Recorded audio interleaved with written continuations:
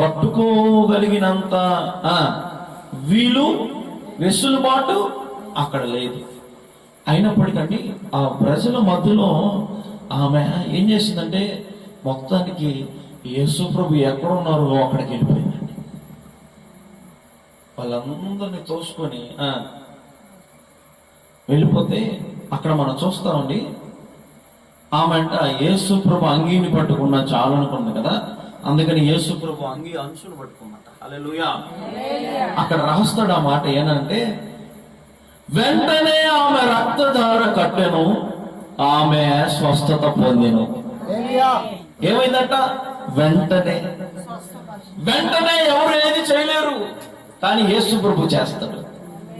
మీరు నమ్మితే ఎలాంటి వ్యాధినైనా, ఎలాంటి రోగమైనా, మానసిక రోగమైనా, మానసిక వ్యాధి అయినా ఆయన బాగు చేయగలడు. హల్లెలూయా. ఈ రాత్రి చేరి ఉన్న నీతో ప్రభు మాట్లాడుతున్నారు. ఆయన శరీరానికి సంబంధించిన రోగాన్ని బాగు చేయడమే కాదు, నీ మనస్సును కూడా ఆయన బాగు చేస్తాడు. నీ హృదయాన్ని కూడా ఆయన తాకుతాడు. మీ హృదయాన్ని కూడా ఆయన మారుస్తాడు.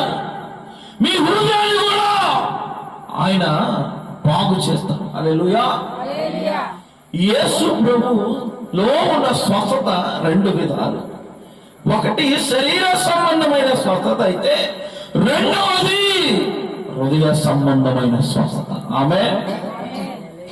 ఇప్పుడు ఇక్కడ ఏం జరిగిందంటే ఆయనలో స్వస్థపరచు శక్తి దాగి ఉంది. ఆమేన్. ఏం దాగి ఉందట?